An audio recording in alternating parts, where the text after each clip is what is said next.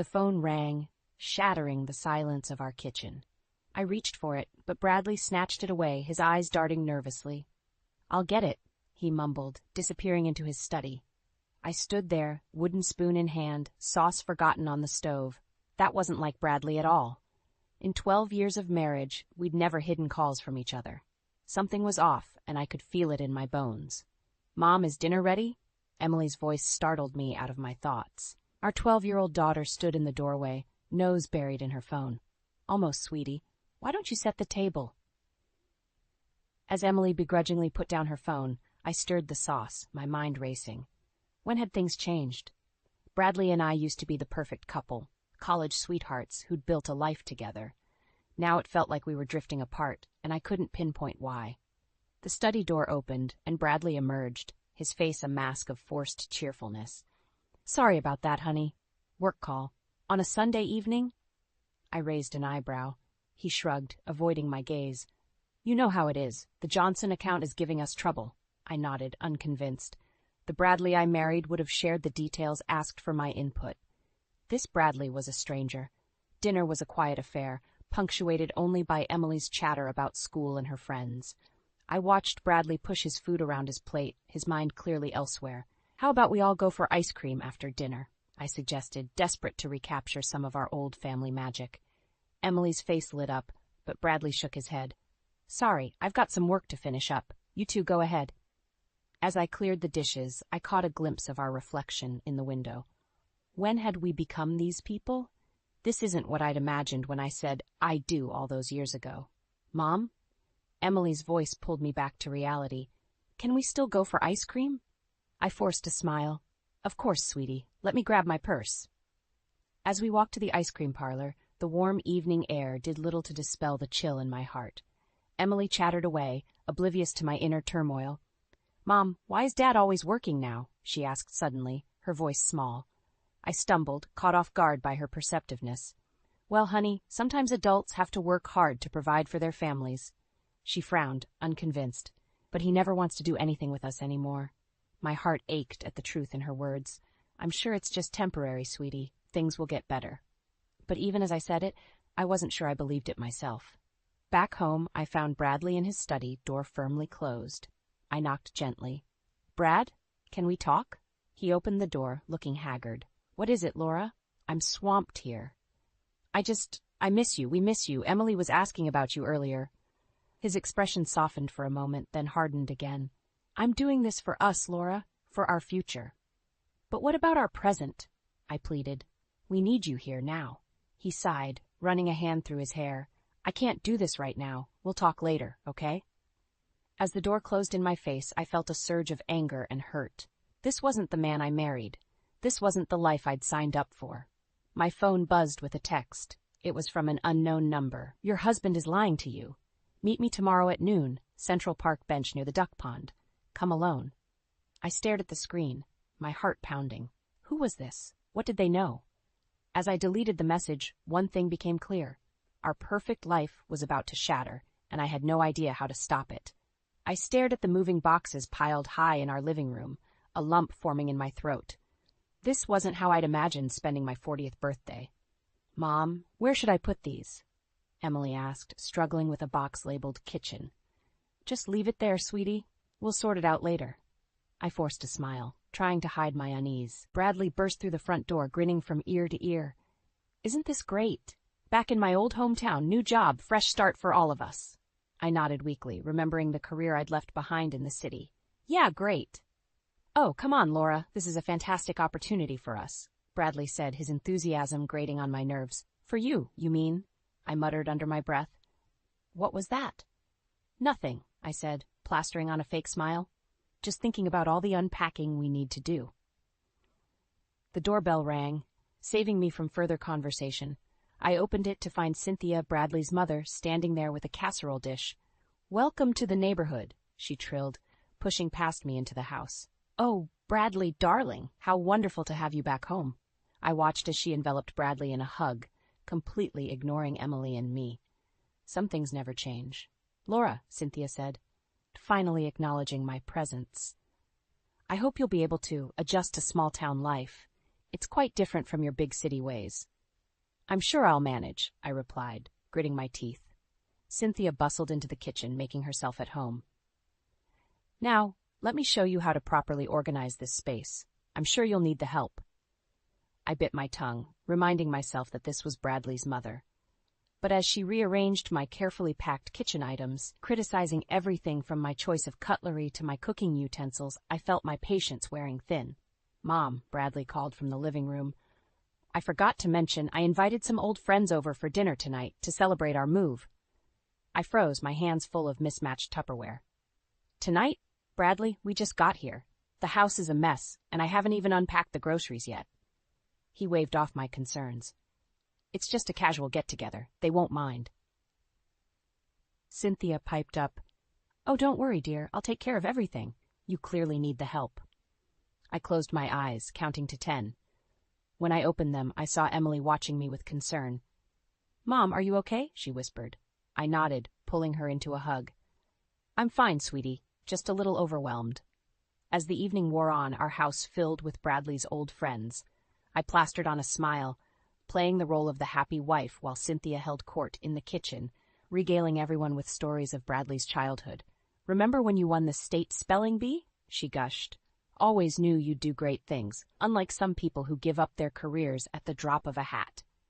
The room fell silent, all eyes turning to me. I felt my cheeks burn with humiliation. "Mom," Bradley warned, but the damage was done. I excused myself, fleeing to the back porch. The cool night air did little to calm my racing heart. What had I done? I'd given up everything. My job, my friends, my independence, for this.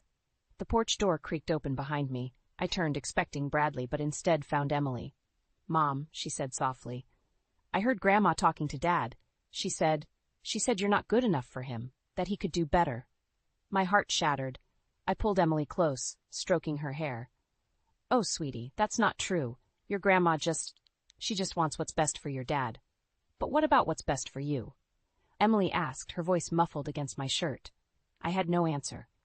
As we stood there, the sounds of laughter drifting from inside, I realized I'd never felt more alone. Something had to change, and soon. But what could I do, trapped in this new life I never wanted? The porch door opened again. This time it was Bradley. "Laura? Mom's looking for you. She needs help serving dessert." I took a deep breath, steeling myself. "Coming," I said, my voice hollow. As I walked back into the house, I couldn't shake the feeling that I was walking into a trap of my own making.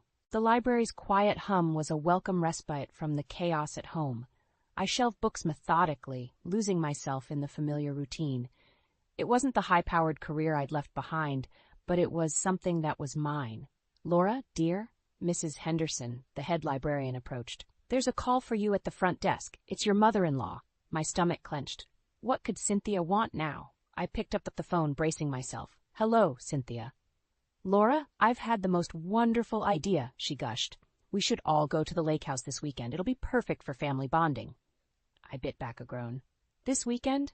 I'm not sure if—" "Nonsense. I've already spoken to Bradley, and he thinks it's marvelous. Emily will love it too, I'm sure."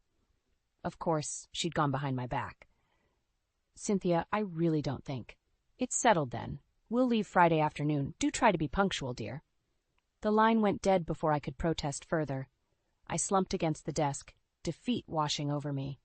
That evening, I broached the subject with Bradley.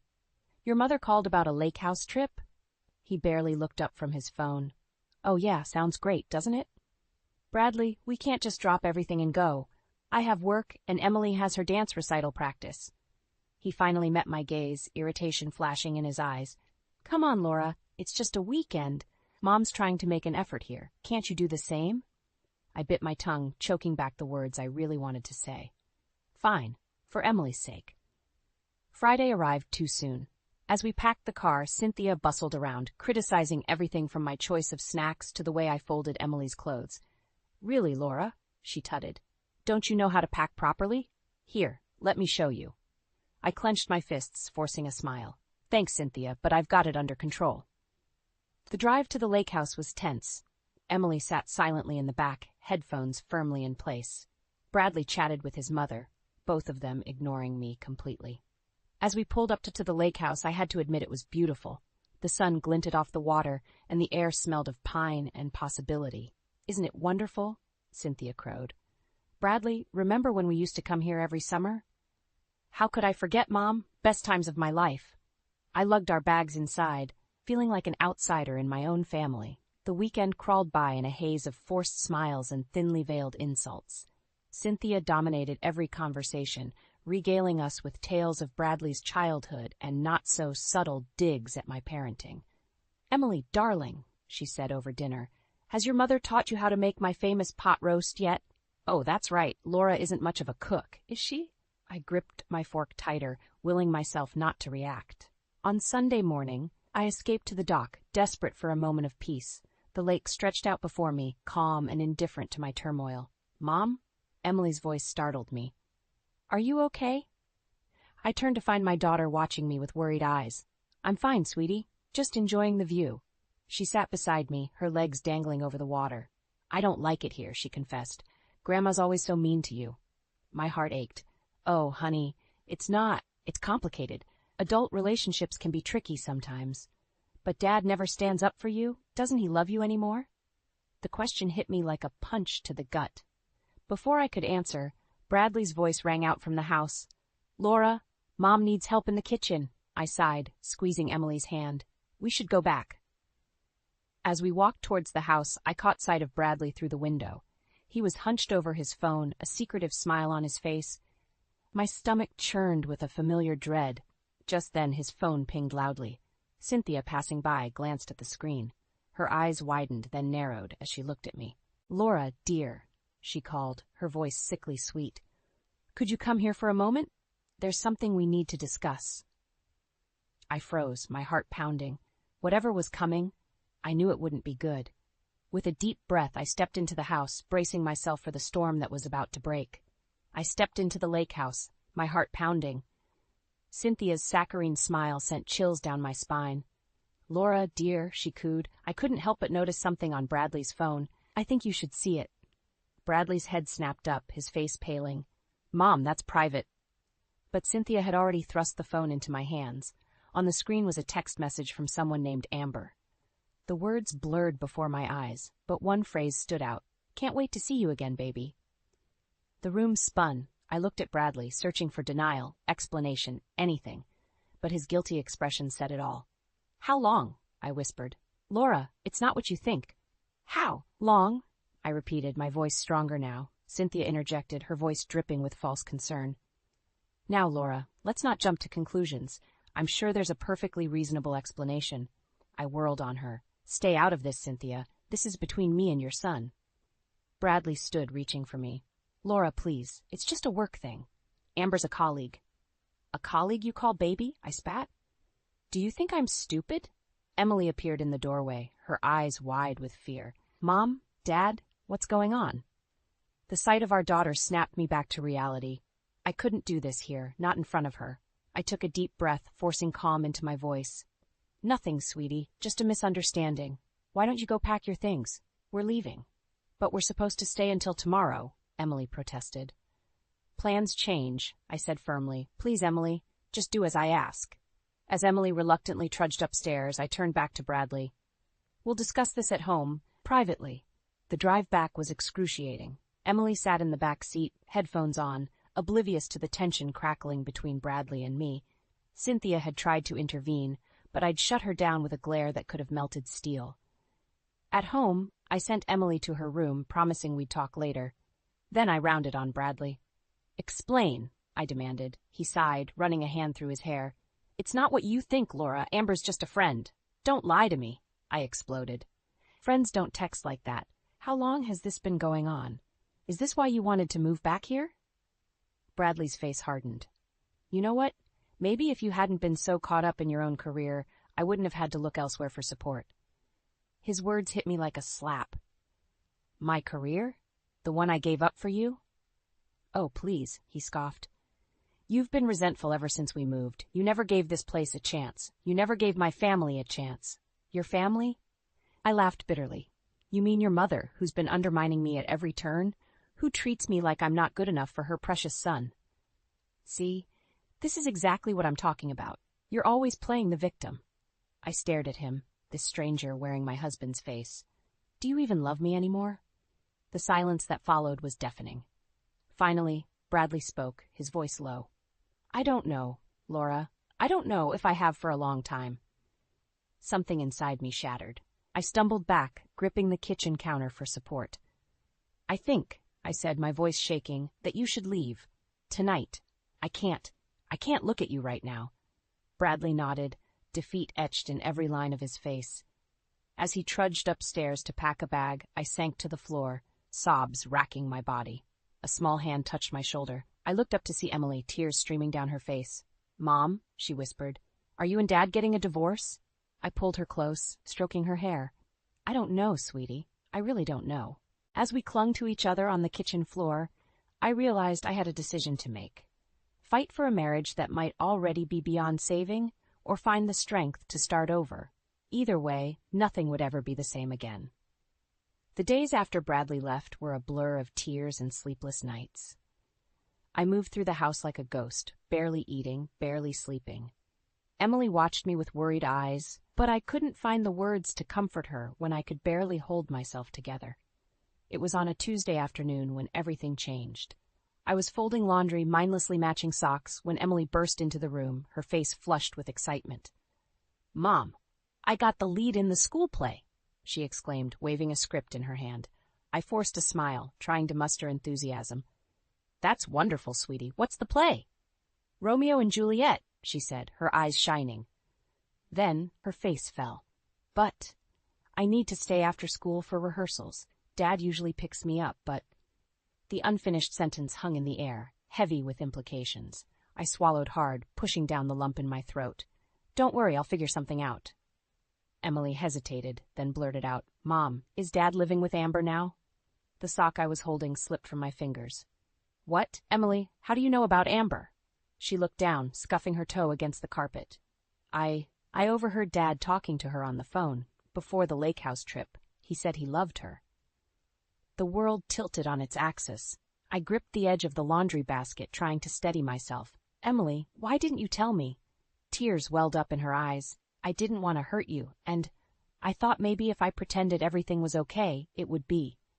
I pulled her into a fierce hug, my own tears falling into her hair. Oh, sweetie, this isn't your burden to bear. I'm so sorry you've been carrying this secret. As Emily sobbed in my arms, a cold fury settled in my chest. Bradley hadn't just betrayed me, he'd put our daughter in an impossible position. After Emily had cried herself out and gone to her room, I reached for my phone with shaking hands. I dialed a number I knew by heart. Lily, it's Laura. I need your help. My best friend's voice was warm and concerned. Laura, what's wrong? It's Bradley, I said, my voice breaking. He's been having an affair. I think I need a divorce lawyer. Lily's sharp intake of breath crackled over the line. Oh, honey, I'm so sorry. Listen, I know a great family law attorney. I'll send you her details. But Laura, are you sure about this? I closed my eyes, seeing Emily's tear-stained face in my mind. I have to be. For Emily's sake, if nothing else. After hanging up, I sat on the bed, my mind racing. The thought of divorce terrified me. How would we manage financially? What would happen to Emily? But the alternative, staying in a loveless marriage, watching my daughter suffer in silence, was unthinkable. A soft knock at the door pulled me from my thoughts. Emily peeked in, her face pale and drawn. Mom, can I sleep in here tonight? I patted the bed beside me, and she crawled in, curling up against me like she used to when she was little. As I stroked her hair, a fierce determination welled up inside me. Emily, I said softly, I want you to know that whatever happens between your dad and me, it's not your fault, and I will always, always be here for you. She nodded against my shoulder, her voice muffled. Are you going to divorce Dad? The question hung in the air, heavy with implications. I took a deep breath, knowing my answer would change everything. I think I have to, sweetie, for both of us. As Emily's breathing evened out in sleep, I stared at the ceiling, my mind made up. Tomorrow, I would call the lawyer Lily recommended. Tomorrow, I would take the first step towards reclaiming my life and protecting my daughter. It wouldn't be easy. Bradley and Cynthia would fight me every step of the way. But as I held Emily close, I knew one thing for certain. I was done being a victim. It was time to fight back. The manila envelope felt heavy in my hands, like it contained more than just paper. It held the weight of my shattered world. I'd hired a private investigator last week using the money I'd been saving for Emily's college fund. It felt wrong, but I needed to know the truth. With trembling fingers, I opened the envelope. Photos spilled out onto the kitchen table. Bradley and a young blonde woman, laughing over coffee, holding hands in the park, kissing outside an unfamiliar apartment building. My stomach churned as I flipped through them, each image a knife to my heart. The investigator's report was clinical, detailing times, dates, and locations. Bradley had been seeing this woman, Amber, for over a year. Since before we moved. Since before I gave up my career. A sob escaped my throat, quickly followed by another. I crumpled to the floor, the photos scattered around me like the pieces of my broken life. "Mom?" Emily's voice cut through my grief. I looked up to see her standing in the doorway, eyes wide with concern. I hastily wiped my tears, trying to gather the photos. "It's nothing, sweetie, just some work stuff." But Emily was too quick. She snatched one of the photos, her face paling as she recognized her father with another woman. Is this why Dad left?" she whispered. I nodded, unable to lie. "I'm so sorry, Emily. You shouldn't have to deal with this." She dropped the photo, her face hardening. "We need to confront him. And Grandma Cynthia, too. She knows, doesn't she?" Her maturity stunned me. I pulled her into a hug, marveling at her strength. "You're right. It's time we face this head on." I called Bradley, my voice steady despite my racing heart. "We need to talk, all of us, including your mother. Come to the house tonight."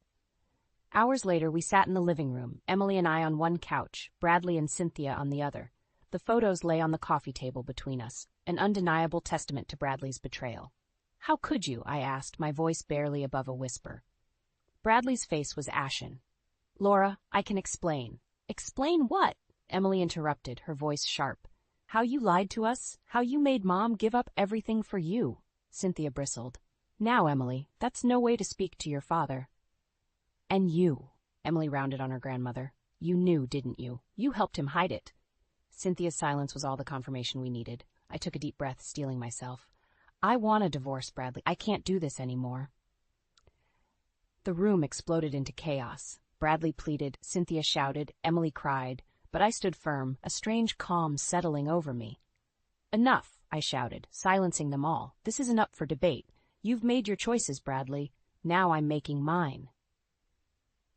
I turned to Cynthia, years of pent-up frustration pouring out. "And you never thought I was good enough for your precious son.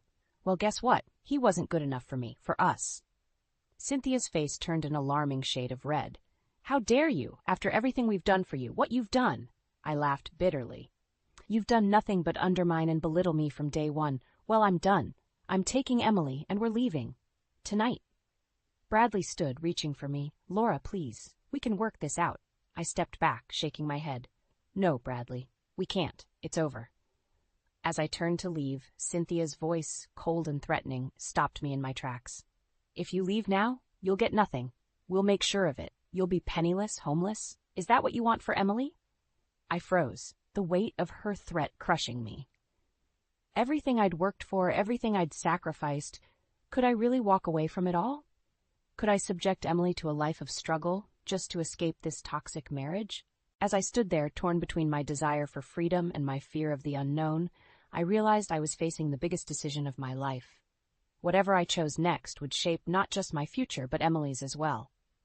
The clock was ticking, and I had to decide, now. Cynthia's threat hung in the air, suffocating me. I looked at Emily, her eyes wide with fear and determination. In that moment, I found my strength. "No," I said, my voice steady. "You don't get to threaten me anymore. Cynthia, I'm not afraid of you."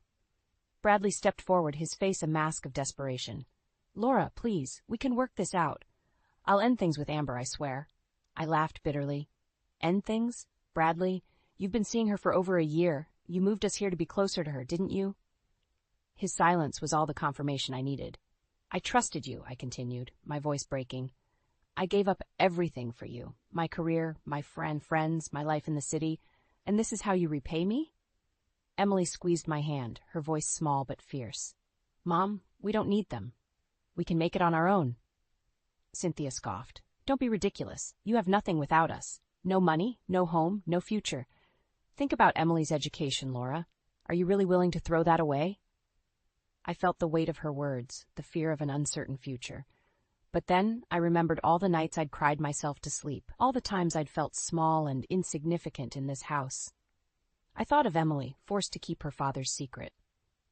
"We'll manage," I said, straightening my spine. "We've done it before, we'll do it again." Bradley's face hardened. "If you walk out that door, don't expect any help from me. I'll fight you for custody. I'll make sure you don't get a penny." "Dad," Emily cried, shock and hurt etched on her face. I felt a surge of rage. "You'd do that to your own daughter, after everything you've put her through?"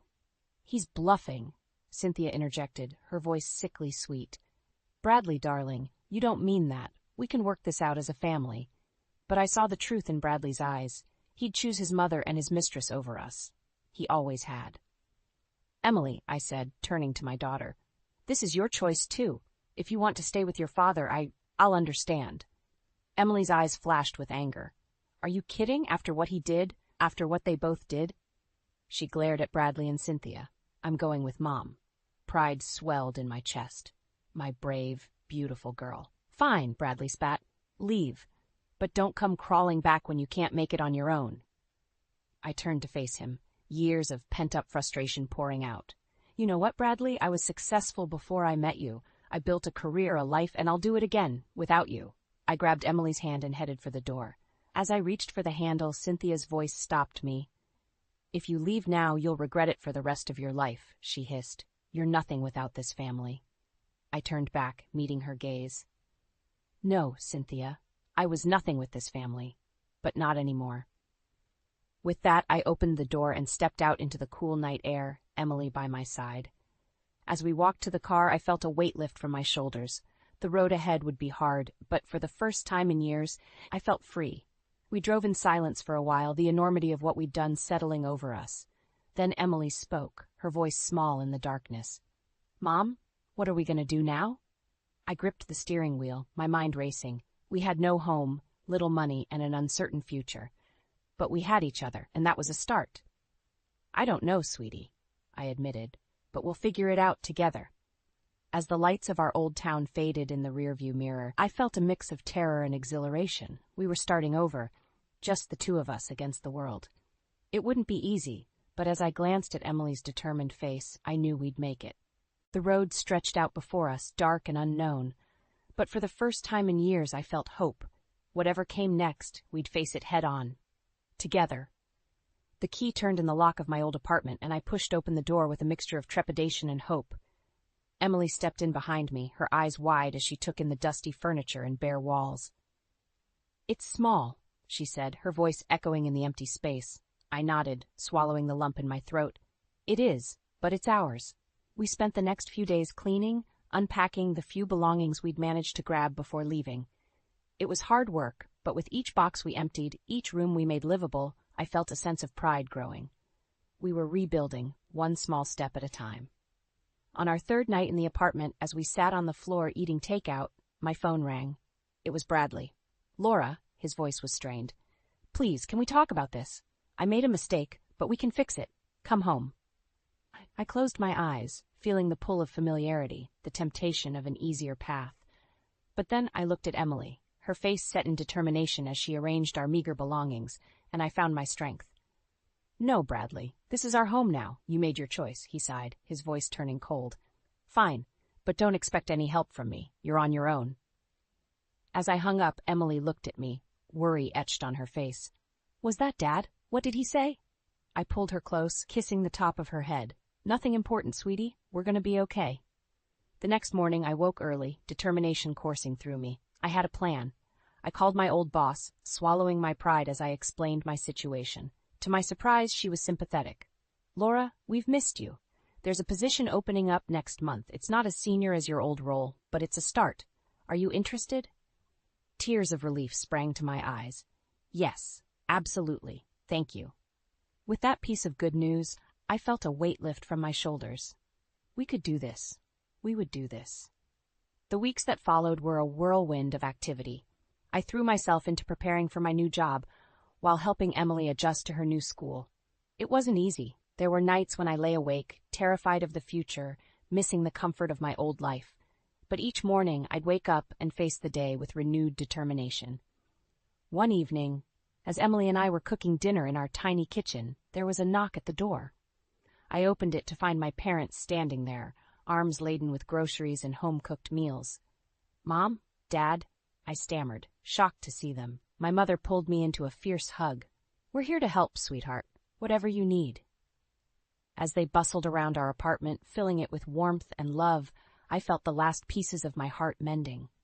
We weren't alone in this. Months passed, and slowly but surely we found our rhythm. Emily thrived in her new school, making friends and excelling in her studies. I threw myself into my work, rediscovering the passion and drive I'd forgotten I had. One sunny Saturday, as Emily and I walked through the park near our apartment, she turned to me, her face serious. "Mom, are you happy? Do you ever regret leaving?" I paused, considering her question. I thought about the struggles we'd faced, the nights I'd cried myself to sleep, but I also thought about the strength we'd found, the bond between us that had only grown stronger.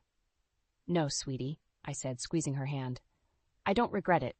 It's been hard, but we're building something beautiful here. Together." She smiled, a real genuine smile that lit up her whole face. "I'm glad we left. I'm proud of us, Mom." As we continued our walk, the sun warm on our faces, I felt a sense of peace settle over me. The road ahead would still have its challenges, but we were ready to face them. We had each other, and that was enough. Bradley and Cynthia were wrong. We weren't nothing without them. We were everything, strong, resilient, and full of love. And as I looked at my daughter, her head held high, and her steps confident, I knew that we had already won the most important battle of all. We had found ourselves again, and this time no one could take that away from us.